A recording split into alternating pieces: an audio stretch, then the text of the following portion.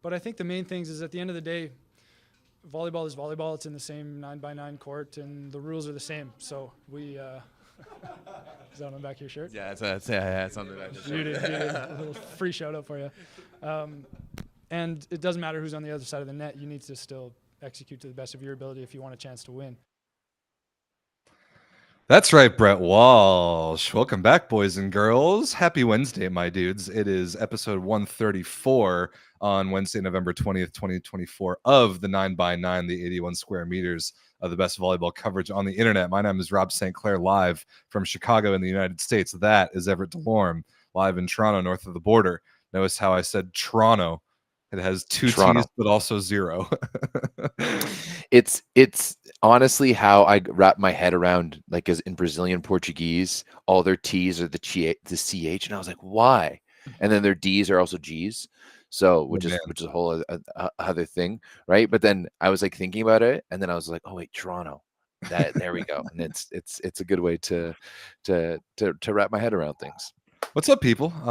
It's Volleyball Wednesday. How's it going? We're going to talk through it like we always do. It is the dong days of November. We got to be honest here. There's a lot of dongings happening. Just boring games, honestly. Just like boring games all around. And like, my job more than ever is to watch volleyball. And honestly, over the past little bit, it's just been like I've been uninspired.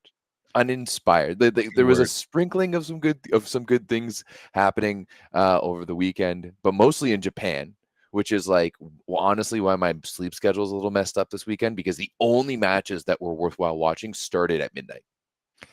What a world, Everett, where we're going to start the show with the Japanese SV League. Could any of our OG viewers ever have imagined that we would be starting the show at the Japanese League? But honestly, it's kind of the best place to start after this week of volleyball. We previewed it last week. Osaka Blue Dion, which is like Nishida, Lopez, Jeschke, took on JTech Stings, which is like Lucarelli, DeFalco, Miura, Sakita. Those guys in a back-to-back 2 matches in 2 days. Ridiculous formatting thing, but they were good games. Osaka won the first in a donging, and JTech won the second in a 5-setter. Yeah, I mean, if you are watching the SV League right now on VBTV, it has to be one of the best value products that they have on right there. The matches are electric. Yep. There's always people in the crowds, right? So it always looks full. It always looks like there's energy, and there's a really, really good ball happening over there. Like, especially we saw the numbers 1 and 2 go toe to toe in this one. I mean, Osaka dominated on night 1. I mean, came from behind. Like JTech had big, significant lead by like 5 or 6 in both the second and the third. Osaka was able to erase those. Jeschke was actually MVP on night 1. He got 5 aces on night number 1. And then on night number 2, they really turned things around. Did JTech. Lucarelli was terrible on night 1. He was like 2 for 10 offensively. He had negative efficiency, or he had 0 of efficiency on night 1. On night 2, he was much better, but also a career high for TJ DeFalco on night number 2, 35 points, Rob St. Clair, including 6 blocks, a few big slams on Nishida, and JTech take game 2 with a 3-2 win. So American at the center of it all in the SV League early on here. Yeah, it was the 2 best teams, both on paper and in the standings, playing each other twice in one weekend is just good ball, and we're obviously going to talk about it. Like you said, just a complete turnaround from JTech between night 1 and night 2. I mean, they were completely invisible on night 1, nowhere to be found, did not get off the bus, and then night 2, Lucarelli, like you said, Lucarelli was much better, but TJ DeFalco 35 is otherworldly. Like, that's incredible. And knowing, I mean, we've watched TJ DeFalco play a lot of ball. His left side blocking ability and the dynamic moves that he makes and the way that he uses his eyes.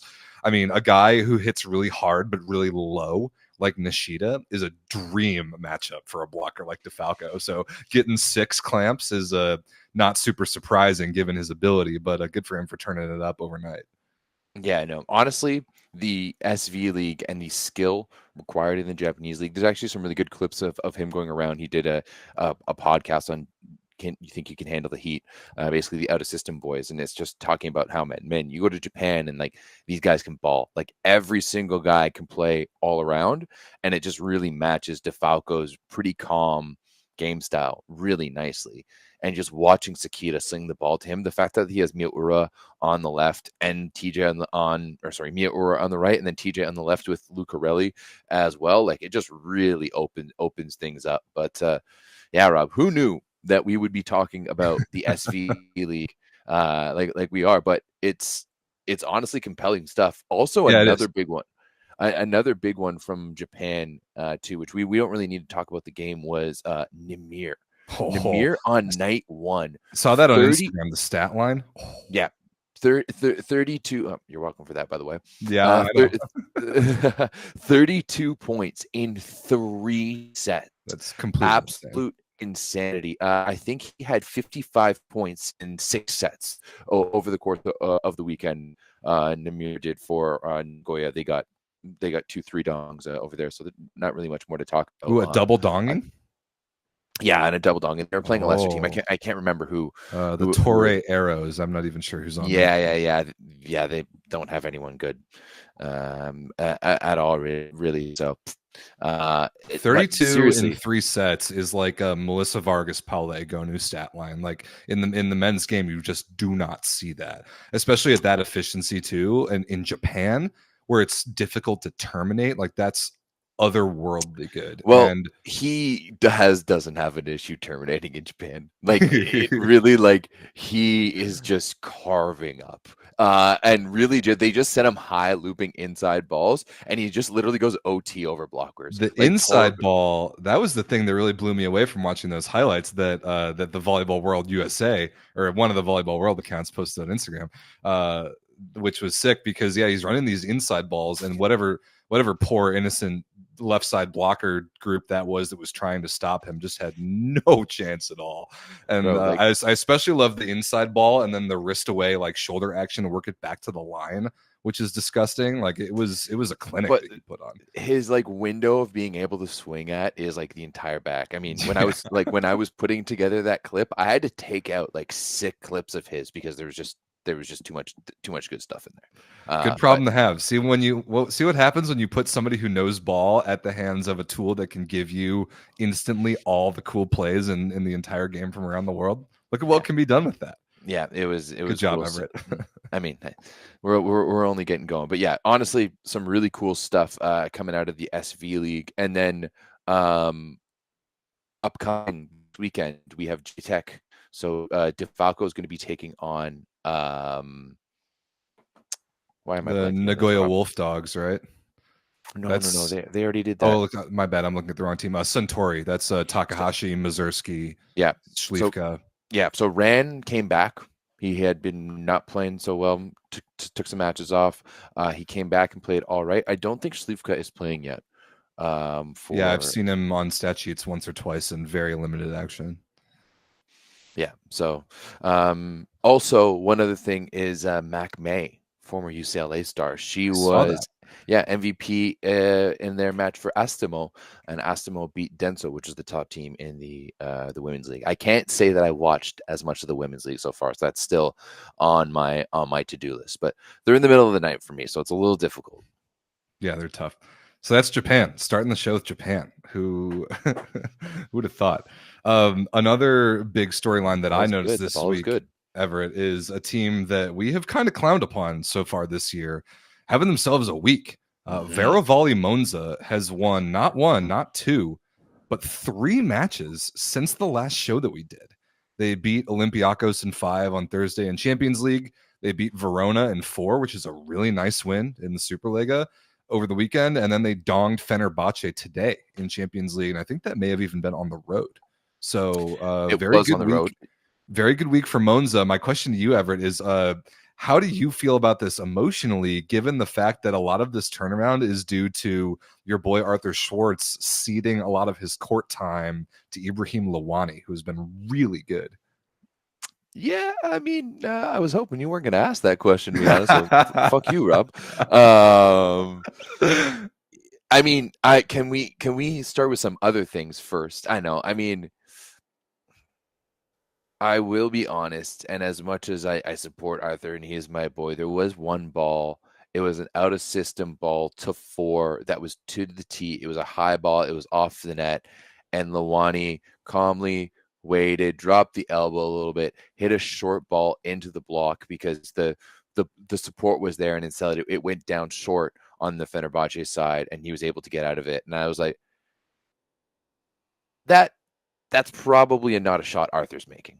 That's probably not a shot that Arthur Schwartz is going to be able to make. So, yeah, I mean, hey, he was pretty good this past weekend against Verona. So it's not like he's been, out. But it just seems that Lawani has been getting the Champions League run and Schwartz has been getting this SuperLega run. So a little bit interesting. But I will say, Rob, that I think that these Monza jerseys, the Champions League ones jerseys, like really like that blue jersey in that photo right there, and then the red that they have too, Red's that nice. the liberos, those are some really, really, honestly, Monza, and I know like the quality of that Monza jersey too, because you have one.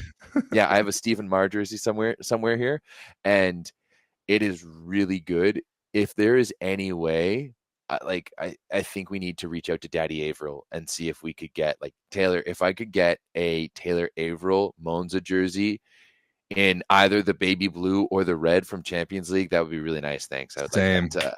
Next VNL. Seconded. I'm not allowed to say where. Oh yeah. Careful with that one there, eh? Yeah. December 10th. That's what we're gonna. Really? I don't know if I'm allowed to say that either, but like whatever. I'm announcing the day we're announcing what VNL's happening. An announcement of an announcement. That's exciting. Taylor Averill did make the thumbnail for this episode for many reasons. One, because he's daddy, and also because of the jerseys. I had to find one of that light blue jersey and put it on there. Yeah, they look nice. Uniform karma is real. Look good, feel good, play good. That Olympiacos game on Thursday, I will say, that was a disgusting, gross, just even vomit-inducing match of volleyball. It did end in 5, and that's fun. But if we're gonna touch on it, like the fact that they got out of all 3 of those games is crazy. Like the Olympiacos game, you just touched on it. B, on Sunday against Verona, they're up 2-1. They start the 4th set up 10-0. They go up 17-5. And they ended up winning 25-22. We're like, Monza, what are you doing? This is why I can't like trust you at all. You can't go up 17-5 on a team and then squeak it out. Yeah, that's bad. At 25-22. So, and then even today, like Fenerbahce had control of the first set. Like Fenerbahce let that go. Yeah, I think they were up 23-21 and gave up a 4-0 run, if I remember. Like that was bad. Yeah, it was bad. I mean, Fenerbahce. I do like Gubers. I do too, the lefty.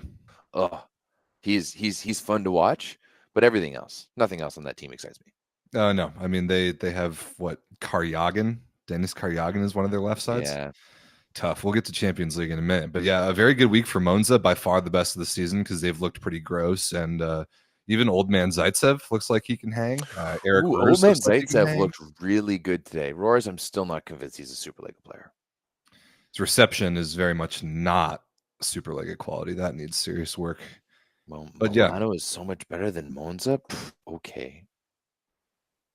No, they're both like equally mid. Yeah, they're both very mid. They're very uninspiring on both accounts. We'll talk about SuperLega later. All right, where do you want to go next? You want to jump into the leagues, or we got some more headlines to catch?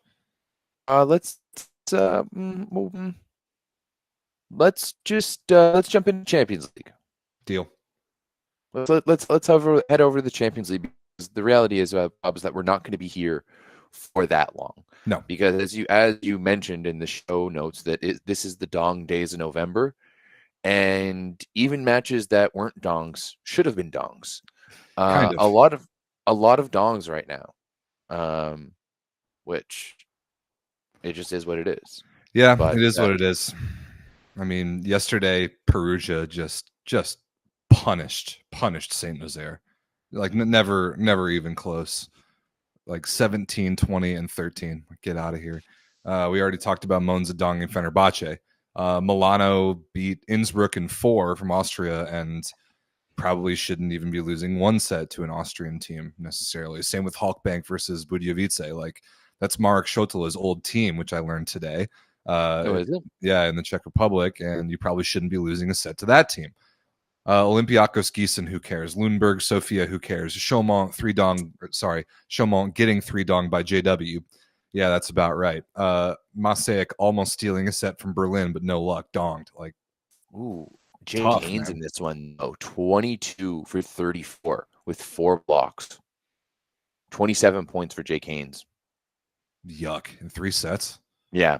22 for 34 with only 2 errors and got blocked once. That's like big. that's some Big those are some good. Once again, Jake Haynes is almost like a guarantee. You put Jake Haynes on the court, he's gonna get you 20. He's going to get you 20 in a Champions League game against Masek. I don't know if he's going to get you 20 in a USA national team game against Italy. But yeah, he can certainly put up volume in a game like this. I have no doubts about that. I mean, there's no way ever that this Masek team should be beating Berlin. Also, this one is going to be cringe inducing on TikTok because Crick Talk went 7 for 8. Dang it. Why can't he go to the bench where he belongs and let I mean, Matt Knigge is playing great, but what other middles are there on that team? Nehemiah Mota. You should play him over Crick. Crick. Why aren't you playing Mote over Crick? What are we doing, Joel Banks? What are we doing? Come on, you're English. You don't even have any allegiances to the like German guys, unless you've got some type of clause in your contract that you need to play X amount of German guys. Someone in the chat says Garcia and Haynes are low-key just the same player, pound for pound. I'm into that. That's not the worst take I've ever heard. Yeah, I know that. I'm into that actually. Kind of get behind that. Yeah, absolutely. I can kind of get behind that. They're the same coin. One's just a little shinier. Maybe, and like one's like, well, what's the biggest coin you have in Canada? Like in size, we have these big toonies are the biggest. Yeah. All right, so like Jake Haynes is a toonie and Gabby's a loony if they were worth the same amount, because just like the size and the shininess. No. I think that they're the same. Like they're both toonies, but Jake Haynes is just like it's just not as shiny. It's just a little duller because that's just like his game is just like he's not as fancy. Like he's like Gabby's gonna do something once in a while. They're like, oh damn. Jake Haynes isn't really going to do that. It's more like you're just like he's going to falcon punch a ball away from Taylor Averill that's right over his head at Norseka. He's going to do weird stuff like that. He's going to hit back row slide balls off 1 foot and jump 6 inches in the air. But still, like this is why like Gabby is that like once in a while he's going to do something phenomenal. He's going to crush a serve. He's going to jump out of the gym and like put one down the line. You're like, oh yuck. Jake Haynes isn't going to do that, but you're going to look down at the stat sheet and be like, this MFer has 22 points. Like how? Right? And that's what he does on the consistent. Masek is the answer to how. But yeah, he had an awesome game. And I'm excited for him and all the Americans on that squad. Shout out Kyle D'Agostino as well. I didn't watch any of Chaumont versus JW. I was hoping for a little more from Chaumont because they had a real chance to beat Lundberg last week. They were up 2-0 and then they got reverse swept. Tomasz Fornal was automatic, 13 for 22. Kaczmarek really good, 11 for 16. That was kind of about it.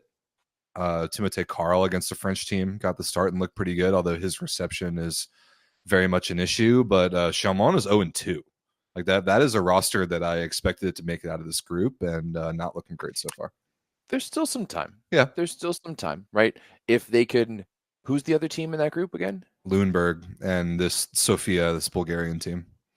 Oh yeah, I watched Lundberg and Sofia play against each other. Like I did not. How is that? Sofia is really physical. It's just it's very like Screamov is playing, or one of the Mavs is playing. Todor Screamov. Wow, that's a name I haven't thought about in forever. Yeah, he was playing in that one. Svetoslav Gotsev, the old middle from the national team. Honestly, wow, it should have been a 3-dong. Lundberg, I thought had the control in the first, and then basically just got rid of it. And then they had to play a little bit of come from behind in the second. Then after that, it was all them. What are the stats on that? Are you looking at the stat sheet on 24 that? points for Xander Kaczynski. Yeah. Yeah. 22 for 39. That's a big game. Probably 45-ish% efficiency. That's nice. Honestly, it was a good day for Canadians today. Like Xander had a really good day for Lundberg. Our boy Gord Perrin, 19 for 40 with a block for a match high 20 points. In Olympiacos' Dude, way. it was good to see. I didn't watch the Olympiacos game today. They played Gießen, right? But I watched that Monza game on last week Thursday, and Gord looked awesome. It was just good to see him back out there. I mean, Gord is, man. Don't even get me I love started. him. Don't even get me started, Rob St. Clair, of what the Canadian national team should be. Okay, you know how many guys who are either retired or coaching or doing online web seminars who could still be playing that are in their mid-low 30s. Yep, I know. Yeah, I know. I know. Also, my boy Jory Mantha getting 15 points in this one. Jory's awesome. Giesen's not good, but Jory is awesome. Giesen's not bad for the Bundesliga. But they're in like 5th in the Bundesliga. I turned on the game. They're in 6th in the Bundesliga, Everett. That is not acceptable. No, okay, yeah, you're right. I turned on that game today, and it was a Gießen timeout, and they had been they won the first, and they were leading in the second, or did they? No, I think this is actually the set that they won. They were leading, but had just gone given up 4 points in a row, and Jory was getting mad in the timeout, and I was like, oh yeah, I recognize this. Doesn't happen often, but it doesn't happen. You've seen that before. Yeah, you and Jory were club teammates, as the story goes. For those in the chat who aren't aware of that, also shout out Ethan Champlin is on Gießen, Nick Slight is on Gießen, JT Hatch is on Gießen. So handful of Americans. JT Hatch, that's a name I haven't heard for a while. He was a baller. If he wasn't so little, he would be a stud. He's like a 6-foot baller. Yeah, libero hybrid type character. Halkbank Budjovice, I watched a little bit. I didn't notice any stats except Halkbank was up 8-0 in the fourth, and then I turned the game off. I didn't even watch anymore after that. And whenever I looked over to that match, I was just like, "Oh, look, giving the ball to Marek Soltala again. Good job, Mike." 20 for 34 with only 2 errors. That's crazy good and 4 aces against his old team. I will have to say though, Rob, this is a conversation that I may have to bring up on the international level here, but if you're the Czech Republic, do you go with Marek Soltala or do you go with Patrick Indra? Because you know who you sure as hell don't go with. No, I know. Actually, we're talking about the runner-up spot right now. We're talking for the backup spot because the starting spot for the Czech Republic is taken. Right? You got to go with the veteran presence. You got to go with the guy who's been there and he's done it. Jan Hadrava should be the starting setter for the Czech Republic. But after that, do you go with either one of the most consistent scorers in the Champions League over the past few years with Berlin and Halkbank, or the biggest surprise in world volleyball this year, the best scorer in Poland? Indra is leading the PlusLiga in scoring. Pretty crazy. If only the Czech Republic had more quality at other positions than just opposite. But they don't, so they will again choke. Went up 14-something against Brazil in Olympic qualifiers. Then you won't hear from him the rest of the year. Milano Innsbruck, I have no takeaways. Exactly, Dave Hancock. Dave's a buddy of mine, and Dave actually played in the Czech league for a year, so he knows exactly. He knows the scene. He knows all these Czech dudes. He knows exactly how I feel about Hadrava.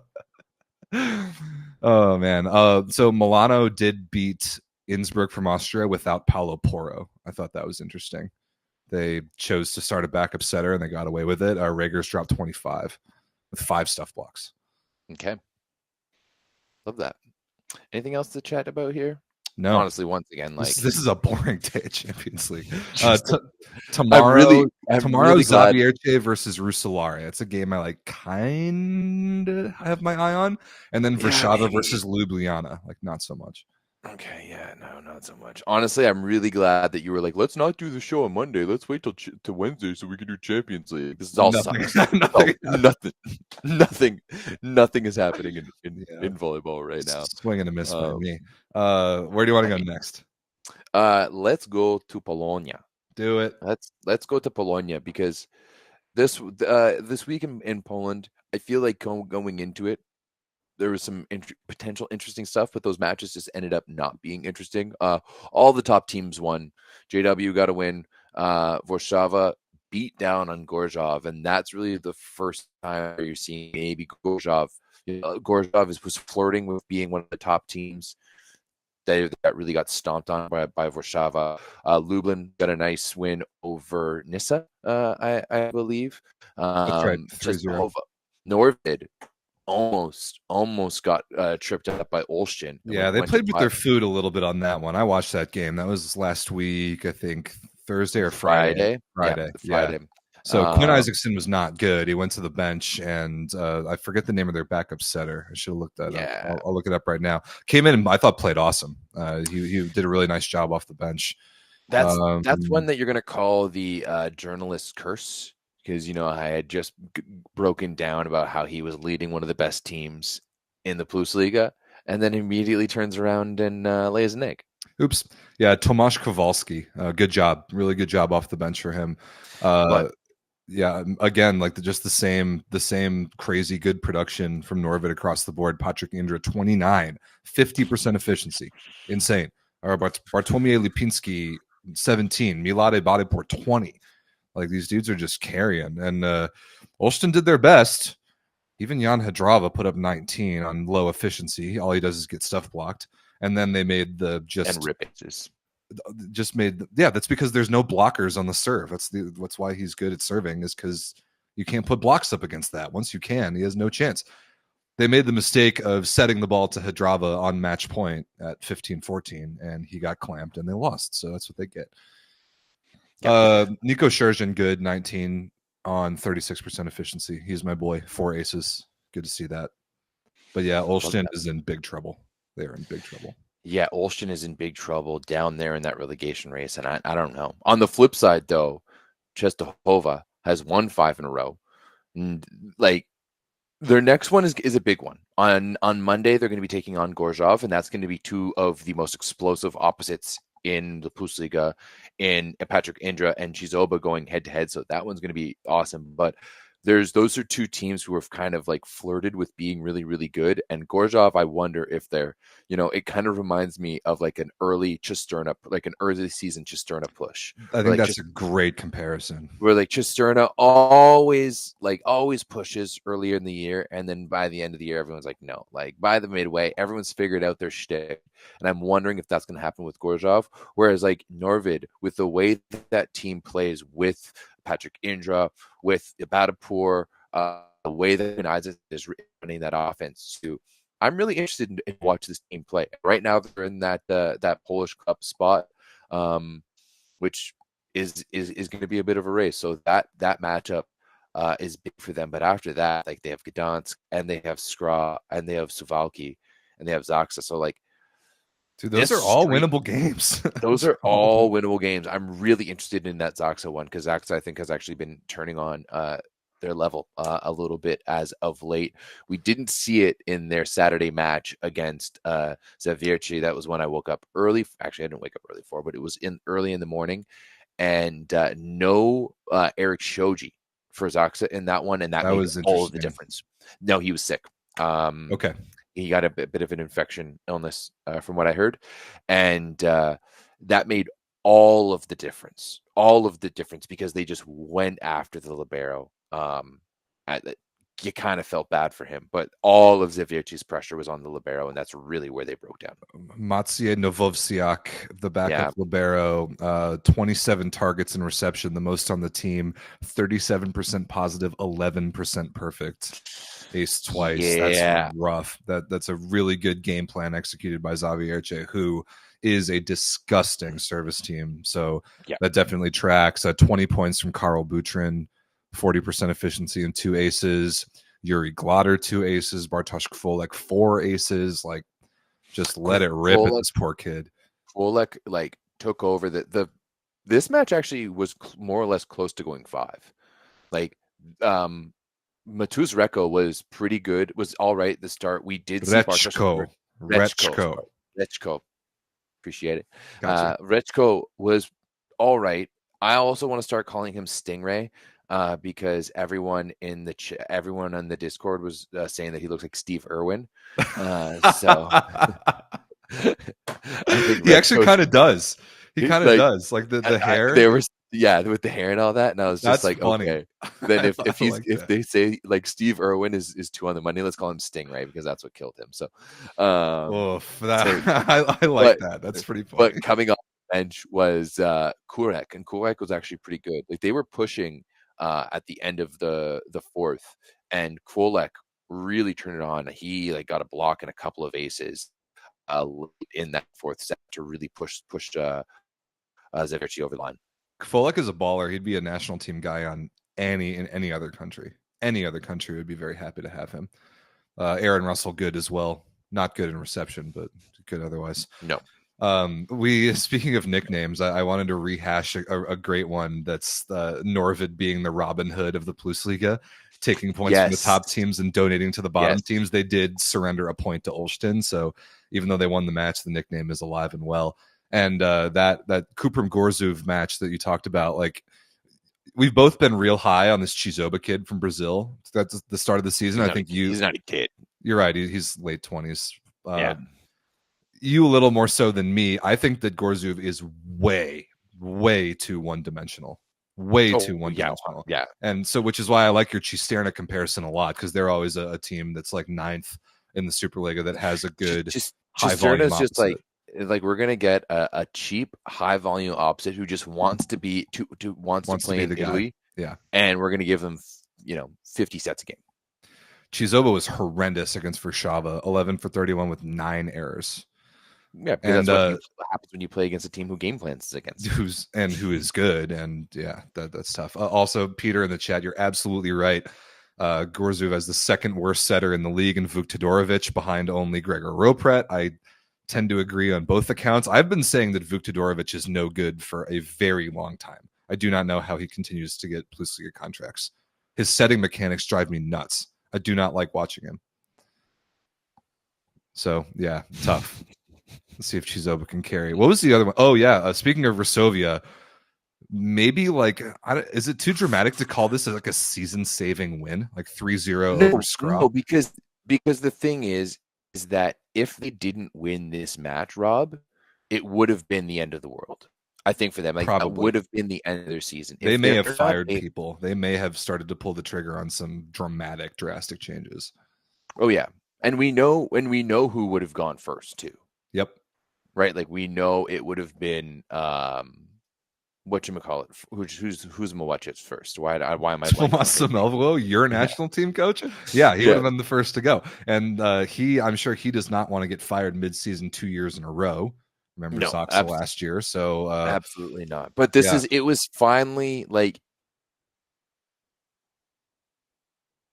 I almost went a little too wayside. Let's just say that Resovia finally got the release that they needed. Because it was a satisfying, like there was a little bit of pushback and then they just got more and more dominant as the match went on. They got more and more confident. Like they started looking like Resovia is when they're walking around and they're confident and they're like puffing their chests and they know that they're good. Like that's a dangerous Resovia.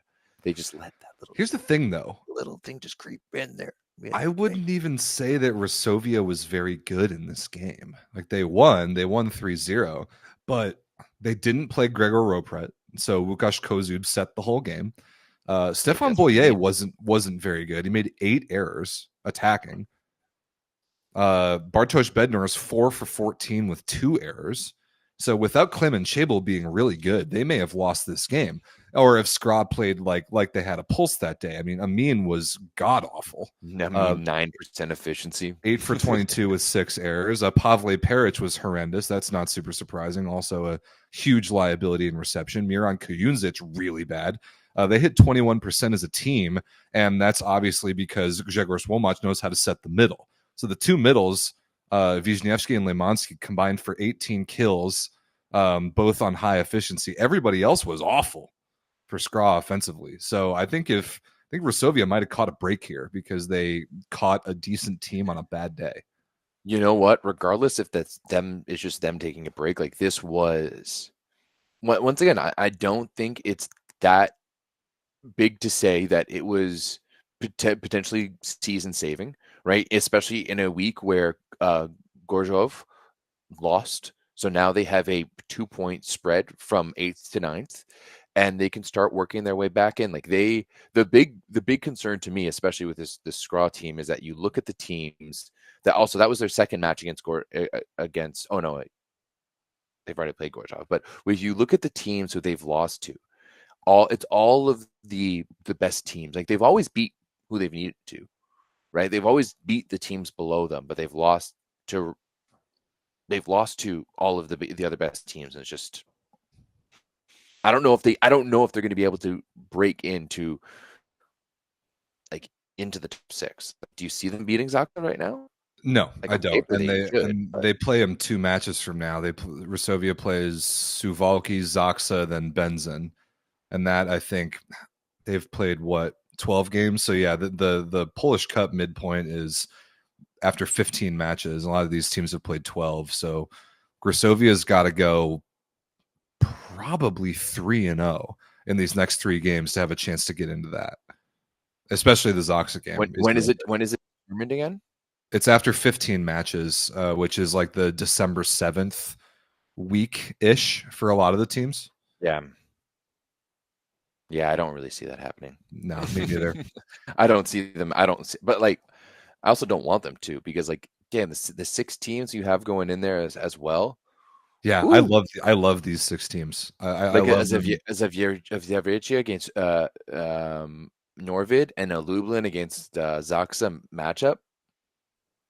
Kind of like that. That would be First round awesome. of the cup. So Zaksa, by the way, has Barkom Lviv, then Resovia, then Katowice. That's at least 2 wins. That's at least 2 wins, yeah, for sure. Yeah, I don't see Resovia catching them unless they beat them head to head. And like, if Resovia's got to take 9 points in their next 3 games to have a chance. Maybe it's possible, but I guess we'll see. I just want to see them turn around. And you know what? Even if this first win wasn't that pretty, maybe it's something. Maybe it's something for them to be able to build a little bit of momentum on. Am I a horrible person for saying I don't want to see them turn it around? I kind of want it to crash and burn and see what happens. It's kind of they have a Dallas Cowboys energy to me in a way where like they have a lot of budget, they command a lot of attention, they have a lot of history, but somehow they produce good rosters on paper, then they flame out in the playoffs is usually the Resovia thing. This year, the Cowboys are an utter dumpster fire from start to finish, and Resovia is yet. Which is embarrassing. And yes. Resovia is better than that, but the melt, I can taste the flavor of the meltdown in a couple weeks' time if they lose a couple games, and it tastes very similar to me of what I'm seeing with the Dallas Cowboys football team right now. So maybe I'm an asshole, but I'm kind of rooting for that. I think it would be fun. If Resovia is the Dallas Cowboys, who are the the Green Bay Packers of the PlusLiga? Probably Zaksa, like best organization, like run by the team, run by the community, run by the people. I would say it's Zavierci. I've learned a little bit more about this. Colors is insane. I like that. I've learned a little bit more about that Zavierci club recently, and man, they're pretty ballers too. So, and I don't hate that. Yeah, I've heard a lot about just how that club is run. Okay, so, I'm in for that. Zavierci can be the Packers. I did pick Zavierci to win the PlusLiga this year, and I'm a massive. You have been a big Zavierci like stan for a while. Like you do ride on their horse. I do pretty hard. Yeah, they're my squad as far as the PlusLiga is concerned. They're the team I think can, and I shouldn't say should win. There are too many good teams, but yeah, I've been on Zavierci since the beginning of the season, since last year actually. You have been. Yeah, absolutely. Also, their whole thing that like they knight their players. Awesome. And that whole thing last year too, when like DeFalco didn't accept an award that they give to like opposing team players sometimes. And so whenever he went back to serve, the entire supporter section would just turn their backs to him. Amazing. I love that. I love all of that so much. We need way more pettiness in volleyball. Way more pettiness. Absolutely. We need so much more. Their home crowd is really good. So yeah, shout out to Zavierci. Is that it for Poland? I think it is. Yeah, what did I put down in the notes here? We touched on everything. Yeah, we covered it. Yeah, all right. Before we go down to Italy and talk about some more ball, including the women's side, we have Italia. we have two things to remind you about. The first is VBTV. You know it by this point. If you want to watch games, this is the spot. It's like it's a must. It's mandatory. You have to do this. You have to get the subscription. There's more value than ever, and we can get even more value for you when you use the code VS10 for 10% off. Yeah, I mean, we've talked about it, right? PlusLiga, VBTV, SuperLega, VBTV, like a volley femininely, VBTV. Now the league, I'm telling you, if you are a North American and you're up late at night, you want to watch some ball on the weekend, bro, Japan. It is good level of ball. You want to watch the beach volleyball? Guess what? I'll be headed to Doha in a couple of weeks. World Tour Finals, baby. I just saw the field was confirmed. Ooh, it is going to be a spicy field. It is going to be tasty. I cannot wait. Doha might be interesting too. That's never been in the Middle East before, so that'll be very interesting. Speaking of Everett and the beach experience, this is a plug for the Volleyball Source Discord, and the reason why you want to join the Volleyball Source Discord is because of the most recent meme photo of Everett that was captured from Beach Volleyball World Instagram, like that little tiny circle thumbnail they put next to your name for fantasy. They couldn't have chosen a more hilarious photo. If you want to get that I can show it to you maybe here. But that is literally like on WhatsApp, you can use stickers. So that is usually a sticker that one of the coworkers at Volleyball World uses now. You're getting memed by your coworkers? That's amazing. Yes. And like that's literally what I said in the Discord too. I was just like, yeah, the Volleyball World staff figured out pretty quickly that my face is really easy to make memes with. And yeah, I mean, that one was honestly like my first few days when I was in Rio, like the weather was super nice. It was beautiful. And then right in the middle of the tournament, we had like some of the most rain, like so much rain. And content's got to be captured. And when you can't capture content with the big cameras because they're going to shut down, the iPhone that is waterproof becomes your number one source. So I was out there getting pelted, and it's like sideways rain too. I wish we could like put in video right now for me to show you. Like it is sideways rain. Get me some for next week, and I'll put it in the show. Yeah, it was. But yeah, and then they took a picture of me, and now they're just spreading it around, using it as my thumbnail. But whatever, because I won Beach Fantasy. You did. They told me 2 hours before Kyle and Travis had been they had been like making like rankings. They had been doing all this stuff. Literally, as we're at dinner before, they're like, we're thinking that Everett, you should join for fantasy because for 3 people it'd be better, like just more picks and stuff like that. And I was like, all right, cool. Like if you guys want to, sure. And I won it. Suck it. Proud of you. Well, we should do the same thing for VNL for indoor. You and I and any number of special guests. That would be fun. Probably a lot of special guests. There's gonna be a lot of picks. That would be fun. Well, yeah, and we can do it on the VNL app. Oh yeah, that's coming down the pipeline. Well, VNL had fantasy last year. Remember? Yeah, it did. I have lots of thoughts about this, including Champions League fantasy, and we can talk about those later.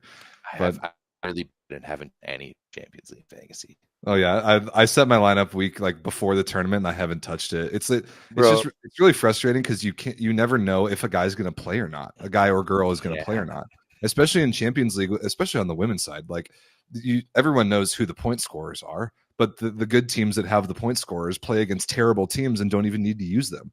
Like how are you supposed to play fantasy with that? It's impossible. Anyway, to cure any and all my frustrations about fantasy volleyball, you know who really helps with that? Oh yeah, it's Daddy Stankovic, boys and girls. He's back. Where's Daddy? Our favorite segment. I hide this beautiful man somewhere in the show. You got to try and find him. You keep an eye out for where Daddy Stankovic is hidden, and you comment the timestamp of where he is, and you get a shout out the following week. So last week we were talking about Milano's 3-1 win over Cisterna. And very good friend of the show, Ozzy Tragic, who I love. He's a great friend from Australia. He always comments on the videos and helps with the algorithm, which we encourage you all to do as well. There might be an element of this segment that's tricking you into doing that. Wink, wink. But Ozzy Tragic found him. He said, Daddy is mine, moonlighting as a hashtag power boy at Milano. I don't know what that means, but I like it. Yeah, there's Daddy playing for another different team. Daddy's played for a lot of teams in the history of this segment. He has. He is one of the most well-traveled teams for sure. Yes, he is. So keep an eye out for Keep an eye out for Daddy Stankovic and comment the timestamp in the main YouTube comments after the show is over if you want credit next week. The more creative your comment is, the better, by the way. I like that. I like that a lot. Speaking of Italy, Italia. yawn, You're boring. dude. Yawn. Yawn. Yawn fest. Yawn. Snooze. It's honestly like I watched like Friday, I watched the Norvid match. Saturday, I watched the Zaxa Zivierci match. Friday and Saturday night, I watched Japan. And I was like, okay, that means on Sunday, I'm going to watch Italy. I ended up going to IKEA. Shout out to IKEA. IKEA rocks. I did watch Perugia, Piacenza against Trentino was the first match. I watched that game too. So watch that game. Meh. Piacenza made things interesting at a certain point. I mean, if Mar had played good, like you gotta love the trolls in the chat being like, why is Mar the player's fallen off the most of anyone in the SuperLega? And it's like he's the leading scorer for the team still for Piacenza. And yet he's fallen off because he's had one bad game. But yeah, like not a great game by Mar. Piacenza just doesn't have the roster, and enough, no one has a roster in Italy to be able to compete with Trentino or Perugia. No, they don't. It's them against everyone else. I will say, and I am the one of the bigger haters of the Piacenza roller coaster because I like that roster, but I hate Anastasi so much and the inconsistency with which they play. No Robert Landy Simone for this game. Mm-hmm.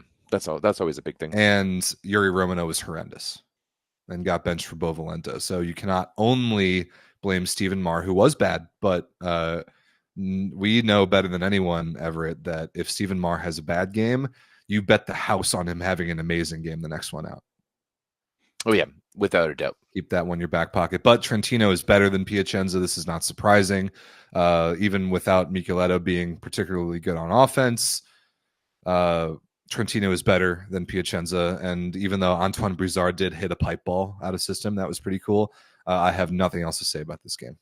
It was one of only 2 non-3 dongs this week, and it just wasn't that interesting.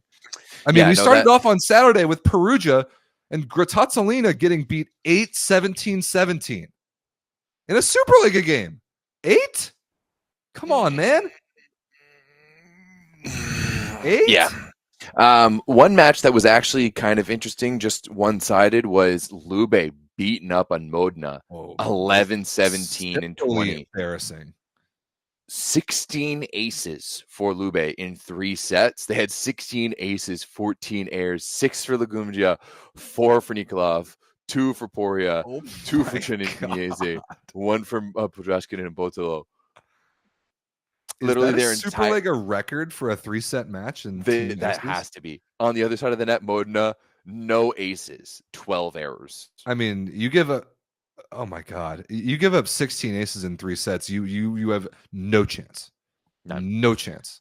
That's craziness. Yeah. On top of that, Lube added 9 blocks, hit 52% of the team, while Modena only hit 41. What a slaughter. Well, I mean, like, really, when you're DeCecco, and like, DeCecco is a guy, if he's feeling it, he's feeling it. But when the waters aren't, like, when the river's not running his way, that's when DeCecco gets bad.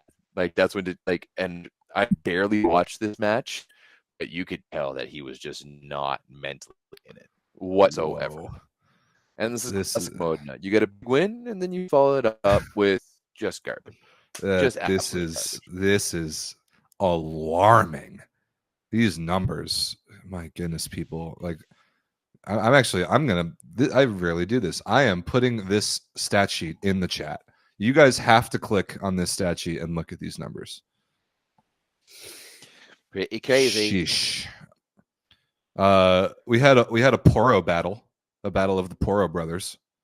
That's fun. Paolo beat Luca as Milano donged Padova. Ragers 15, Luati 15. Poro had 2 points against his brother, who only had 8 at the left side position. Not great. I mean, I'm clutching for storylines here, people. This is tough. No. Yeah. Italy do something about like Come on, man.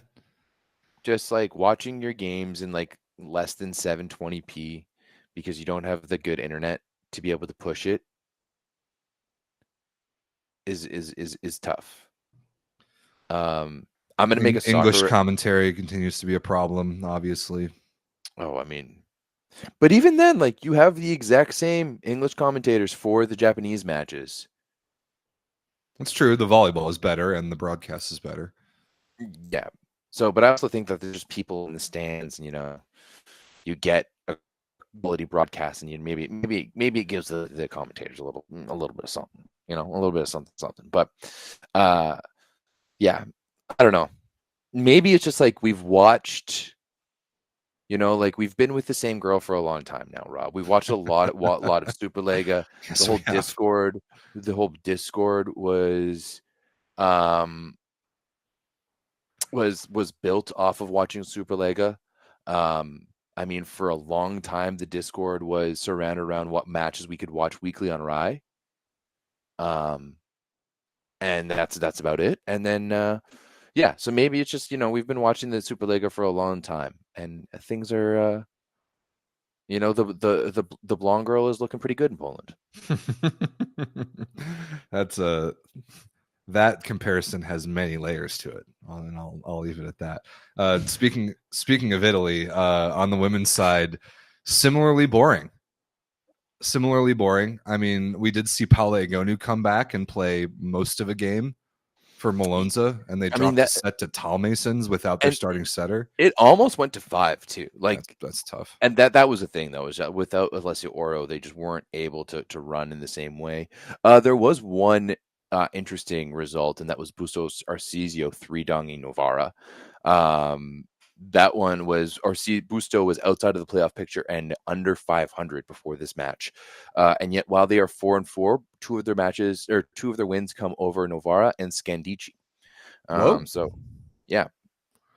Respect. I'm looking at this Monza stat sheet. Another unbelievable game by Nika Daldorop. She is on a tear. Nika Daldorop has been one of the best outside hitters in Italy this year. Her and Avery Skinner have been really Skinner and Gabi. I think they're like kind of in a class of their own right now. Yeah, in terms of left sides, they really are, which is interesting because they all play in a different way too. Yeah, they do. But yeah, Avery Skinner has been having a really, really good season for Scandici, and a little bit more American flavor too for Valfolia has been Simone Lee, former Penn State Nittany Lion. She was in Germany forever, wasn't she? Am I making that up, or am I thinking of it? No, I think you're thinking of Crystal Rivers, possibly. I remember Crystal Rivers. She's been there forever. I don't know where was Simone Lee. Last year she was in Italy. Okay. But I do have something though, Everett, that is exciting, and that is Conegliano versus Monza on Friday. That could make my Friday a little bit interesting. Big time. Yeah, 2:30 p.m. Eastern, like a true prime time Friday night game in Italy. Conegliano versus Monza. I really hope that Monza is full strength. I mean, Egonu has played one full match. She looked rusty. That's to be expected. I would love it if Oro played and made that game interesting. And because this is like Conegliano has, in my opinion, 4 chances to lose a regular season game all year. Yes, and they're already past one. They beat Scandici once, and this is another one. And as a reminder that I am a Conegliano stan for this year, and Everett is rooting for the field. And but even I want Monza to be full strength and make this a good game, because I actually am excited to watch this. I want this to be fun. I want this to be a good game, but I want Conegliano to win. You do? Yeah. You want to set it up for later? 100%. Okay, I like that. So many wins against this Conegliano team, and you need them in the playoffs, right? I don't give a shit about regular season wins, okay? Malone, so you're gonna look at me here in the eyes, okay? Right? I don't give a shit about regular season wins. I don't give a shit about the Champions League, right? Our bet is under the roof that is the Lega Volley femininely. Now, it doesn't matter what happens in the return or the away phase. I don't know why you call them that, but like, can't we just call them first leg, second leg, whatever? We'll talk about naming rights in a second. All I need you to do is to get 3 wins in May, maybe April, depending on how it Yep. but that's all I need. 3 wins in May, maybe April. Okay.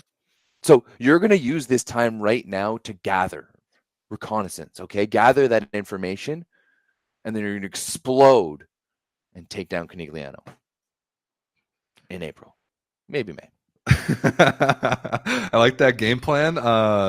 Executing it is a different story. Conigliano in the clutch is a Still different no beast. Oro for Milano in this one. So, Bummer, yeah. dude. Once again, Bummer. gather. Yeah, gather, scout, No. reconnaissance. Okay. Tough. I'm still gonna watch that game, but like no Oro, that's a dong. It has to be. Yeah. Like Nika Dolderop can pop off all she wants against tall Masons, but a backup setter against Conigliano. Yeah. Don't be like the Canadian women. Game plan. Ouch. The self burn, those are rare. Okay. What else do we have to talk about? I have Sultanlar Ligi. We have a couple things to talk about there. You want to go there? Yeah, especially Notice since their we're going to be talking about a club in Sultanlar Ligi that I've never literally heard of until Ever. I read. Like I made the notes for this, Rob, and then I came back and I was like, Zarenspor. WTF, mate. Who? WTF, mate. That's an old school reference. Mm-hmm. Love it. Yeah. So some team called Zarenspor, who I have never once heard of. They are 5-4 on the year. They are 8th. I was about to say 9th. They're 8th in the league, in the Sultanlar Ligi right now. And they have done so because of a 5-set win over Fenerbahce? Huh? Hmm? Huh? Oh. So there's more to it than that, obviously. Like I see Fenerbahce losing in 5 to a team I've never heard of. My first question is, did Melissa Vargas play? The answer is no. No. But this Zarenspor team deserves credit. I had heard of this team. I didn't know who was on their roster. They have Kubra Akman, who's like a Turkish national team caliber middle. They have Ofelia Malinov setting for them, who I did not know that she left Italy. I thought that was interesting. And then they have 2 Serbians. They have Aleksandar Uzelac on the left side, who was like kind of disappointing at the Olympics, but like is pretty widely regarded. And then they have, for sure. And then they have the ghost of Brankica Mihailovic, who has switched to opposite and dropped 27 points on 26 for 51 to supplement Uzelac's 28. So you got 55 points from these 2 Serbian girls, and you beat the defending champs in 5. I don't care if there's no Melissa Vargas. That's a hell of a win. That's arguably more than Uzelac scored all summer for Serbia. So it's nice to see her back. Is. But yeah, that is wild. It's pretty sweet. Also, their name, when you put it in the translate, comes out to Zero Dispute, which also has to go up there as one of the top translations. That's a good one. And yes, the chat is pointing out that Stisiak and Anna Kristina were both very bad. Yes, they were. Anna Kristina got benched. That's not good.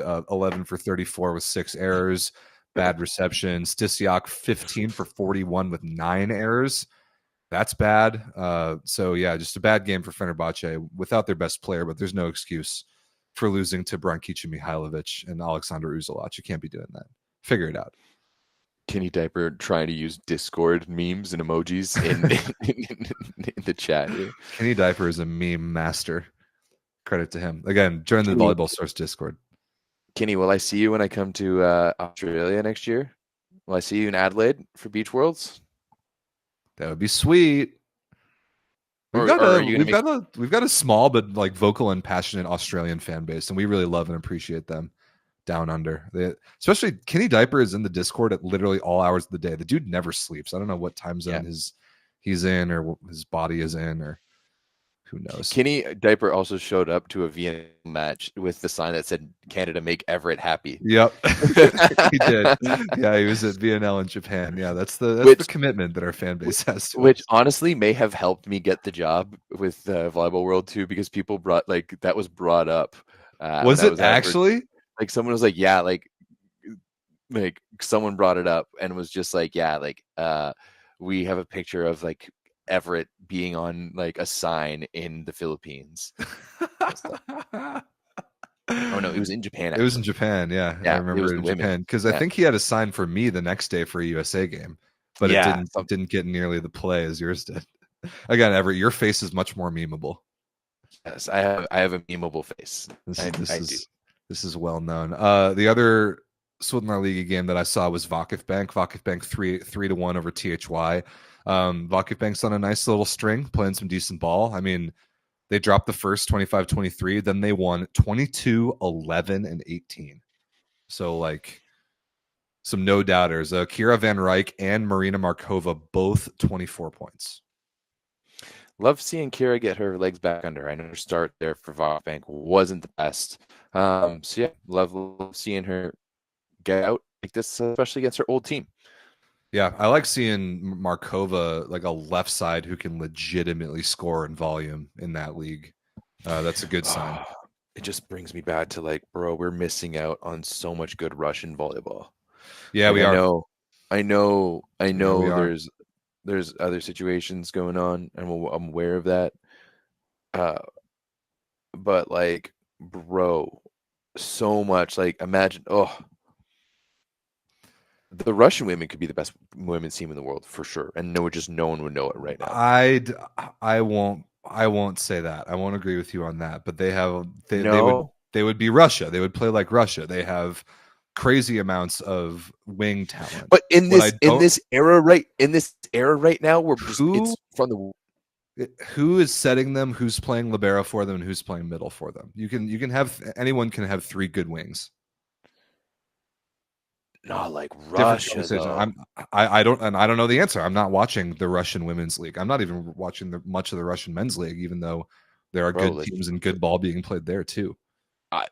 Like the women's game right now is in a high ball monsters era. Who does that best than Russia? Russia wrote the book on that style. Exactly. I know they've got the athletes. There's only one way to find out, and who knows when that would be. There's one team in the world who could shut down Melissa Vargas on the regular, who could shut down Paula Agonu on the regular, it is Russia. We are missing out. Sorry. You're not wrong. We certainly are. I can't come up with a segue. I'm not creative enough. But the last thing I wanted to talk about in this show is something I was just like thinking about and kind of randomly put together. If you all look in the video description, and I'll actually put a link in the live chat right now, I put together basically a sort of a brief history of since starting with the 2018 national team summer, basically all the major events that have been played on the women's side, both club and international, since then, from then until now, because that was sort of the beginning in my head of the era of what I'll call the big four opposites, the big four opposite era. Obviously, it's Paula Egonu, Isabel Hawk, Tiana Bošković, and Melissa Vargas, because like Tiana Bošković won that 2018 World Championship with Serbia, and then all those other players, their club careers really started taking off in like 2019-ish. So look at this in the chat. My main takeaway here, and this is not perfect for several reasons, but my main takeaway here is that in this era, in order to win a major competition, I'm not talking medal, I'm talking win. In order to win a major one of these competitions, you must have one of those four players on your roster. The only exception really is the United States in the summer of 2021. Other than that, you're going back to like 2018 and 19, like before these players were who they are now. This is what I'm saying, bro. This only upholds my argument that I think Russia would dominate right now. But Russia doesn't have one of those four players. These four players are different. I don't care the position. I don't care the style. These four players are different than every other player in the world. Even like in a Katarina Antropova, who's really good. Any other player in the world does not have the immediate impact on winning championships that these four players have. There is a drop-off after these four. And the way that I have noticed this drop-off is by winning championships. Look at this. Other than the Turkish Super Cup last year was a random one because Vakif Bank won with Jordan Thompson on the right side. Literally every other event, since the last Olympic Games when the U.S. won in 2021. Every other event, club and international, has been won by one of these 4 players. I agree. However, I will say that also you're omitting there's still one of the biggest volleyball nations that has some of the biggest players that I think if Russia was involved and Russian teams were involved in Champions League and in international play, that this list might be a little bit different. But this is also pretty interesting. Like looking at just how dominant and like no, I'm not gonna say it. Isabel Hawk is legit.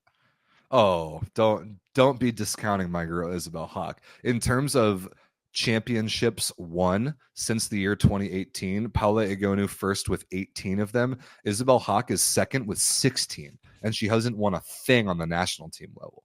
Her club career is Hall of Fame caliber, and she's only 25. But she's also always been on very good teams. Of course she has. You know? All of these players have been on very good teams. All of these players are the centerpieces of very good teams. Yeah. Those teams are good because of these players. These teams are good because they build around these players. Hawk just doesn't move the knee like a Vargas or a Gonu. That's fine. You can say that. Like I'm not saying that she's not elite, and I'm not like she is head and beyond like whoever you want to look at next. Whether it I think Antropova is 5 on the list right now, and there's still 5, a gap there. Stizia 6. I don't know about 6. 6 could be Stisiak or Van Ryck or Thompson on a good day, or I don't know. Stisiak hasn't been good enough this calendar year, but anyway. Not all these things are created equal here either, because like I have the Super Cups included on this list as championships, and the same as the Olympic Games. Obviously, those two things are not at all equal in importance, but it's just an interesting tracker that I was thinking about and put together to show just how important these 4 athletes are, and the era that we are in right now in women's volleyball being dominated by 4 human beings. It'd be interesting. You pick up one of these 4, probably going to win a championship. Yep. No, I'm talking about club and international. Yeah, take a look at this link. I put it in the Discord too. Everyone feel free to look at this history and make your own conclusions from it. But these 4 opposites are really good. They're really, really good. All right. That was a pretty weak week of volley, but that's a show. We wanted to do a show. We'll do a show next week. Next week is American Thanksgiving on Thursday, so we'll do one earlier in the week, Everett, if that works for the both of us. And then you head to Doha like a week or 2 later. Yeah, I arrive in Doha on the 2nd, but it's like, I'm going to be a little discombobulated, which is the Monday. So maybe we can see if we can sneak one in on the Monday. Somebody in the chat just said, let's talk about transfer rumors. I'm going to kick you out of the chat. And I'm going to end this podcast. Honestly, there's nothing we hate more than transfers in November. Get out of here. Anything. Dress up as maybe Kenny. You know what? I might just for you. American Thanksgiving. We love you all. We appreciate you. Go to VBTV and use our discount code VS10. Join the Volleyball Source Discord. The link's in the description. Everett, anything else, or can we send the people off for next week? No, I'm hungry. Same. Bye. Peace. Love you all. Bye.